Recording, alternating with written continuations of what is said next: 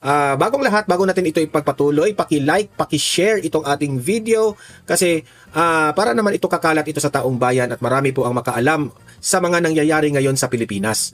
At sa mga hindi pa nakasubscribe sa aking channel, mag-subscribe na po kayo kasi libre lang po ang mag-subscribe sa YouTube. Walang bayad yan. Okay? Narito ang Balitang Pinoy TV.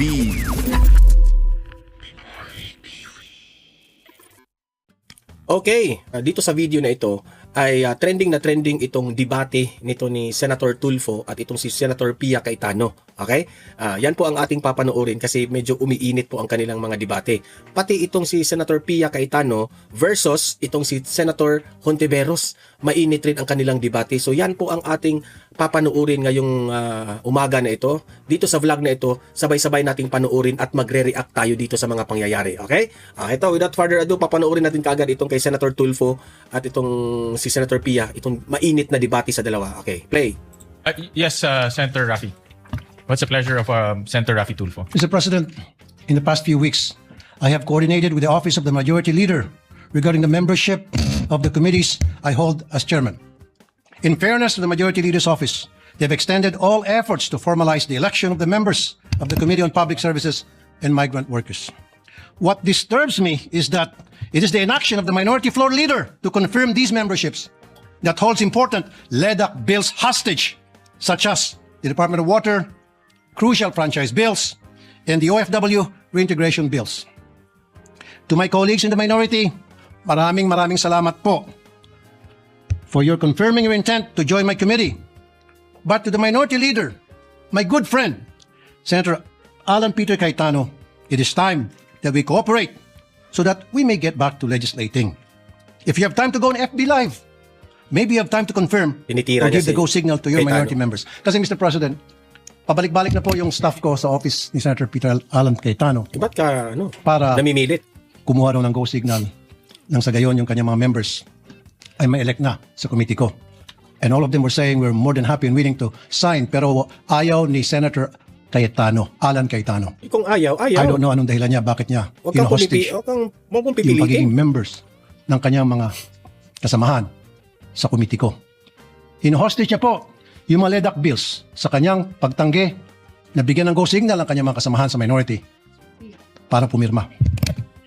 Mr. President, sana makarating to kay Senator Alan Peter Cayetano. Kanina sana kausapin ko po siya, kaso wala po siya dito ngayon. Therefore, I have no choice para dalhin to sa floor. Maraming salamat, Mr. President. Senator Raffy, thank you for that reminder. In fact, we have 32 committees that have yet Di to pa nakapag-respond si be fully Senator Alan convened. dyan. Kulang pa po tayo ng mga members. And we'd like to request later on, me and the Majority Leader would coordinate and talk to our Minority Leader to provide us with a list of members to fully complete the 32 committees. We recognize For just $67, Skip natin you can nag-a-ads generate as kasi- many videos as you want and Skip never natin. have to worry. Senator Pia Cayetano. Thank you, Mr. Senate President. Actually, I don't really have to stand anymore because the Senate President already responded in the manner that I believe is becoming of the Senate. Senator Tulfo, madali niyo naman akong tanungin, alam niyo naman kapatid ko si Alan, kung gusto niyo may parating. Na. Huwag na ho kayo magdrama ng mga pa-hostage. Hindi ho tayo ganito dito. And I certainly hope, that you don't set a precedent kasi I don't know the Senate President to be that way. I don't know the Majority Floor Leader to be that way. He happens to be seated beside the former Senate President. The Minority Floor Leader doesn't happen to be here. I can talk to him. Pag in-ignore niya kayo and the next day, wala pa rin, then sige, sabihin niyo yung gusto niyo. Pero huwag naman sanang ganun. Correct. Wala akong naalala Daming ganun drama salita ito. dito sa Senate Si Tulfo, for the 19 years that I've been a senator. Yun lang naman po. Thank you, Mr. Senate President. What's the pleasure of Senator Raffy Tulfo? Sandali, Mr. President, ubusin ko muna yung tawa ko. Never po ako nagdrama dito. Simula nung ako'y maging senador, never ever po ako nagdrama rito. Drama ka. Halugugin niyo po yung mga post sa social media. Never niyo ako nakita nagdrama. Yes. O ginamit to para Ang mag-grandstanding. yabang tong tao to. Alam niyo po yan. Alam na lahat ng tao rito. Sino ang nagdadrama? Tumingin muna kayo sa salamin bago kayo magsalita. Salamat po. Pareho naman pong majority and minority gusto ng mag-focus sa trabaho. Yeah. At kanina ho, natapos na ho natin yung anti-hospital detention na napakaganda po yung debate at pag-amenda. At Ang mali naniniwala kasi po ni ako Tulfo, na bakit mabubuo kailangan rin niya pang natin i-announce itong, yan sa microphone, di ba? mga committees Useless. natin sa pamamagitan ng coordination between yours truly and the Majority Leader. Yeah, Mr. President, we'll just both reach out to our dear friend, Yes. the Minority Floor Leader. He hasn't been feeling well, so let's give him. We'll reach out to him. We'll reach out to him, and by tomorrow we can settle this issue and elect already the members of the minority. Correct. But at least I can guarantee and say that Senator Amy is on all those committees. As being Deputy Minority Floor Leader, she's in all those Si committees. Tulfo kasi Yeah, we just have to bago yan, elect si other Senator members. Amy. Opo. Dadaan sa don't init worry, ng Mr. ulo. President, we'll reach out to our dear Minority Floor Leader, and I'm sure by tomorrow we can settle this all, and we'll start electing members to be able to sign the committee reports. Yeah, We because- guarantee all our members, both in the majority and the minority. Because we cannot sign the committee reports without completing the committee memberships, as well as the BICAM and the ratification without completing the membership. So it's really important that we should complete that Yes. as soon as possible. Absolutely, Mr. President. And finally, Mr. President, before we adjourn, just two administrative matters. Mr. President, following are some of the measures relating to Paxilica initiative pending referrals to the order of business. Under resolution number PSR number 547, Mamaya abangan natin yung kay Hontiveros at ni Pia Cayetano, yung debate nilang dalawa. introduced by Senator Amy Marcos, and PS Resolution number 571, introduced by Senator Rafi Tulfo. With the consent of the body, I move that PS Resolution number 547 and 571, together with PS Resolution number 541, titled Resolution Directing the Senate Committee on Environment and Natural Resources and Climate Change to conduct an inquiry in native legislation into the nationwide practice of illegal wastewater discharge and improper septic waste disposal be included and taken up in the hearing of the Committee on the Environment and Natural Resources and Climate Change to be held this Friday, August 14, 2026. This is without prejudice to the referral to be made on all other measures at the proper time. I so move, Mr. Is President. there any objection? Hearing none, the motion of the Majority Leader is hereby approved. And in the like manner, Mr. President, in relation to PS Resolution number 588, titled Resolution Directing the Committee on Economic Affairs to conduct an inquiry in native legislation into the domestic steel industry, which is likewise pending referral of order of business. With the consent of the body, I move that the measure be included and taken up in the hearing of the Committee on Economic Affairs to be held this Thursday, August 13, 2026. This is likewise without prejudice to the referral to be made at the proper time. I so move, Mr. Is President. there any objection? Hearing none, the motion is approved. Thank you, Mr. President. With that, I thank all my colleagues for their So, ayan yung parinigan ni Senator Tulfo at itong si Pia Cayetano. Ito namang si Tulfo parang babae. Di ba? Pwede naman niya i-address yan dyan sa kanila. Magkakabilang naman sila. Talaga pang i-microphone nila at ipalabas sa media na makakita lahat ng taong bayan. Di ba? Mahilig si Tulfo ng ganyan eh. Ito naman yung kay Senator Pia Cayetano at ni Hontiveros naman. Itong drama naman ni Hontiveros play. Actually, Mr. President, dear sponsor, I don't have any more amendments here. It's more of, I would like us to be able to put on record how will the hospitals be paid for the expenses of the indigent patients. If the body will recall, during our last discussion, I had put on record that the amounts could be quite substantial. And let me just grab my notes. So I included in the discussion the concept of the zero balance billing, which was part of the SONA 2 years ago, and if I'm not mistaken, reiterated this SONA, because the zero balance billing in its perfect form would mean that there is no longer any balance that will be paid when a patient is discharged. So wala na siyang babayaran. Yun yung talagang utopian concept ng zero balance billing. But upon clarification, this was last year, the DOH came out with the policy that the zero balance billing will only apply to DOH hospitals.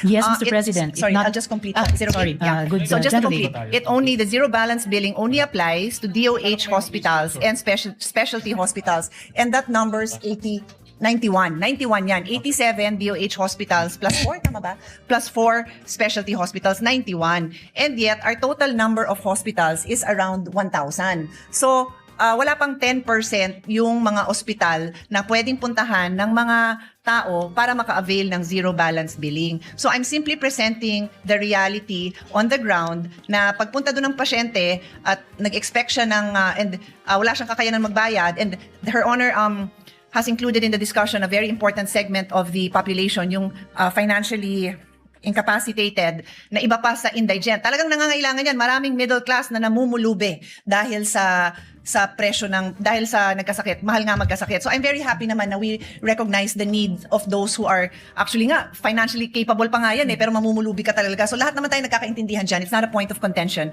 Ang gusto ko lang ilagay natin sa record, and off the record kasi nabanggit naman ng sponsor that she can present the numbers which I believe came from the Senate President, which I believe came from me. So And from I think PIDS, Mr. President. I think we know these numbers naman. Pero pakita naman natin sa tao kung ano to. Kasi hindi naman ako nag-invento niyan. Galing po yan sa PIDS, no? Yung ating kinikilalang think tank. Sa kanila nang galing yan kung magkano gagastusin, magkano ang annual na gastos natin sa mga nagkakasakit na kailangan mag-ospital, ma-ospital. Would you like to be the one to put it on record, Your Honor? It's all right, Mr. President. First of all,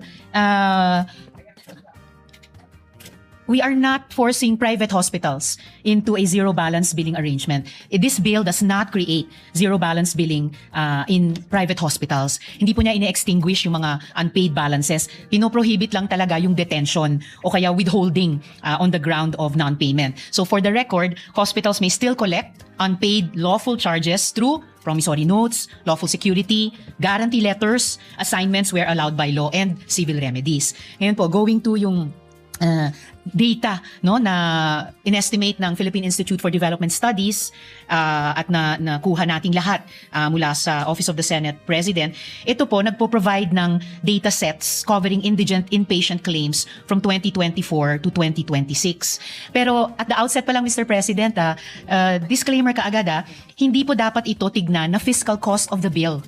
Kasi hindi po natin pinapa-automatic guarantee sa gobyerno lahat ng unpaid bills ng ating mga pasyente o ating mga pamilya who would otherwise be detained in hospitals, clinics, or like facilities dahil hindi pa nila mabayaran yung kanilang bill or kanilang buong bill. Because after yung whatever, kung mayroon man na mabayaran ng pasyente at pamilya niya, magka-come into play hindi lang itong mga nasa data ng PIDS, pero lahat ng medical assistance programs ng iba't ibang government agencies as governed by each of their criteria at saka conditions kung qualified ba o hindi yung pasyente at pamilya niya sa particular na assistance na iyon. And in the end, kapag may balanse pa, collectible pa rin ito on the part of the hospital. At pwede pa rin niyang habulin ang balancing ito, including through civil proceedings.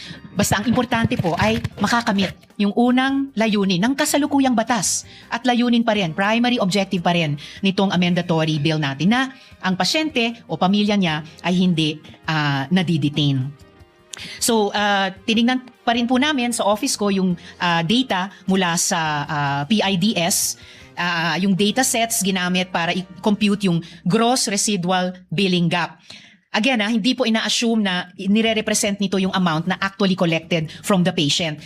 Likewise, hindi po dapat i-assume na nire-represent nito yung actual out-of-pocket expenditures. And again, it should not be construed na ang national government na ang automatic guarantor. Kasi yung guarantee letter, accepted in lieu of a promissory note, again, hindi niya ginagawang guarantor ang gobyerno sa buong balanse. There will still be those three components. Kung ano yung kahit konti or minsan wala, mabayaran ng pasyente at pamilya niya, tapos yung iba't ibang medical assistance programs ng iba't ibang government agencies. And kung may balanse, recoverable pa rin ang ospital, including through civil proceedings. So would the gentlelady like me to put the numbers on the record? Because I can do that.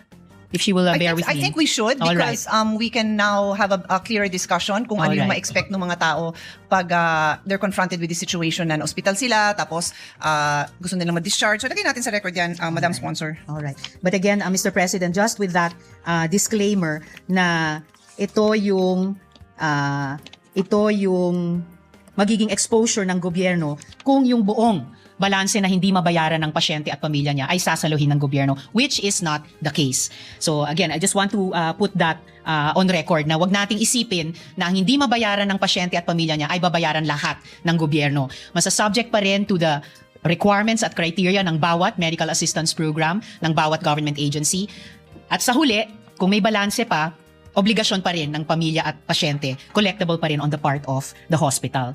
So, Government as guarantor means the potential budgetary obligation that may arise when DOH, DSWD, PCSO, or other government medical assistance programs issue or honor guarantee letters for qualified, indigent, or financially incapacitated patients covering the unpaid balances of hospital bills after, Mr. President, that PhilHealth benefits, discounts, patient payments, kung mayroon, HMO or insurance payments, charitable deductions, and other applicable benefits have been applied. So again, yung ipuput on record ko ngayon ay for purposes lamang of estimating fiscal exposure. Again, it does not mean that the automatic full payment of the entire hospital bill. It does not also mean zero balance billing. It does not include amounts already covered by PhilHealth, private insurance, HMO, patient payment, hospital discount, or charity write-off. It also does not include payments who are not assessed and qualified under applicability eligibility rules, agency guidelines, and availability of funds. So availability of funds pa rin, Mr. President, per medical assistance program of each government agency.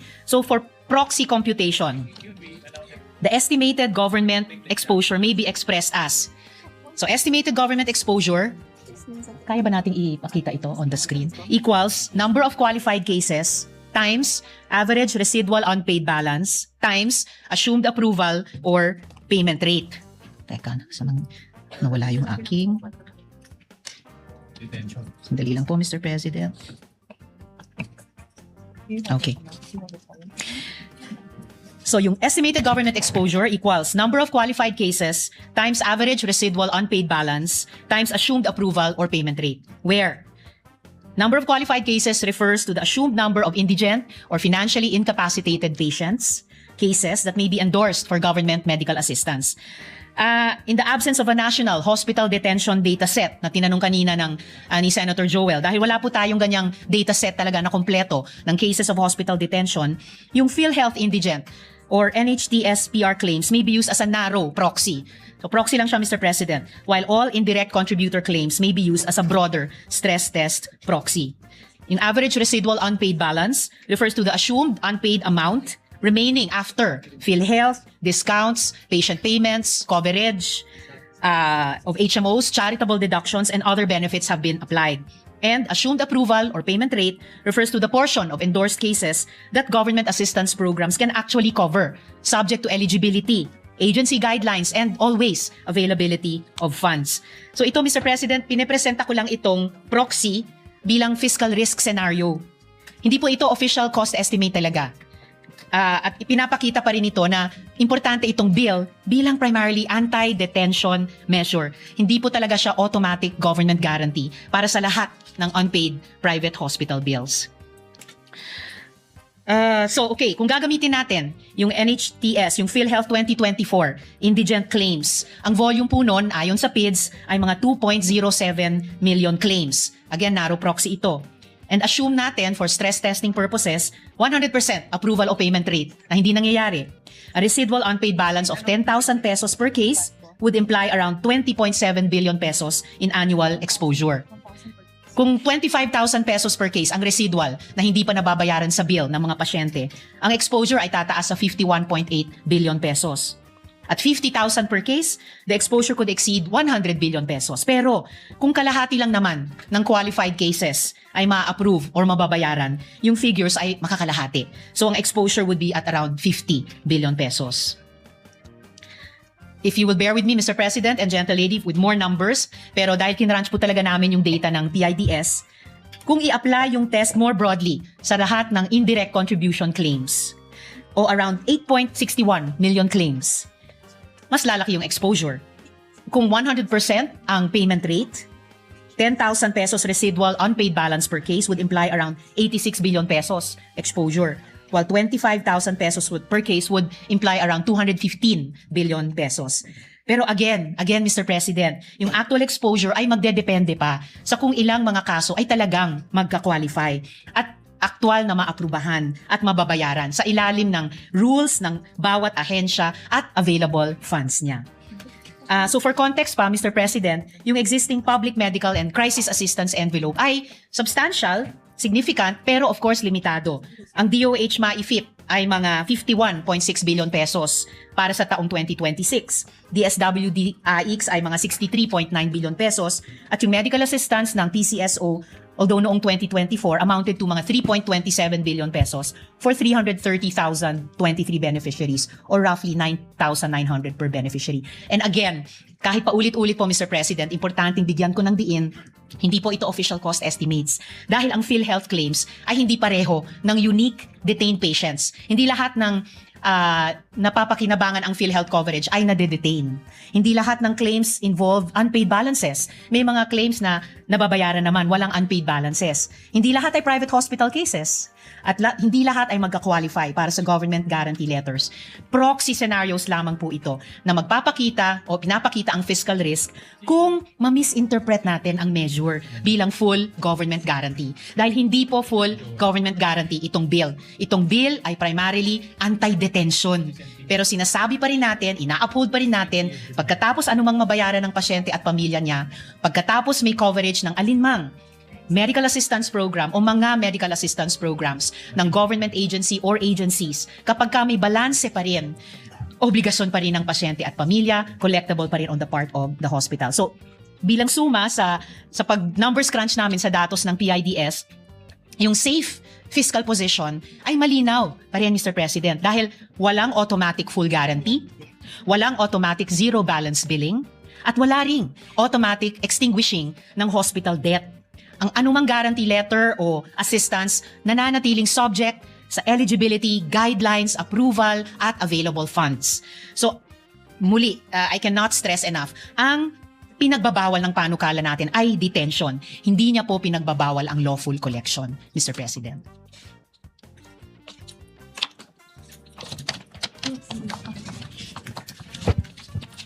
Thank you for that lengthy and quite exhaustive discussion to the sponsor.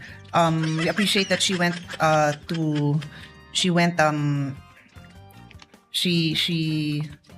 gave us a lot of numbers, which I've never seen. No, I've never seen these numbers. What we've seen are the PIDS, the PIDS numbers.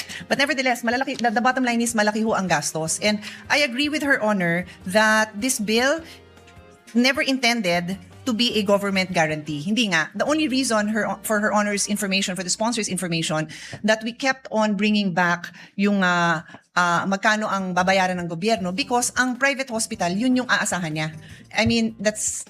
Okay, I'll go back. If you recall, na-announce nga na may zero balance billing. So at first, akala ng lahat covered yun, no? Lahat ng tao, akala nila kahit saan sila hospital pupunta, covered.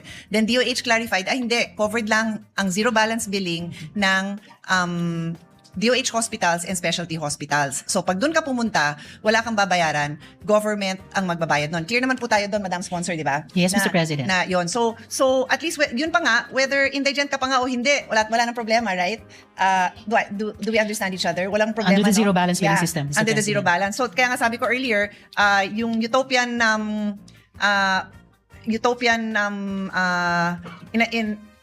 Ito na nga mga kabalita. Ano na ang masasabi nyo patungkol sa balitang ito? Please comment down below mga kabalita. Pag-usapan natin yan sa comment section. At kung di ka pa nakasubscribe sa ating channel, baka naman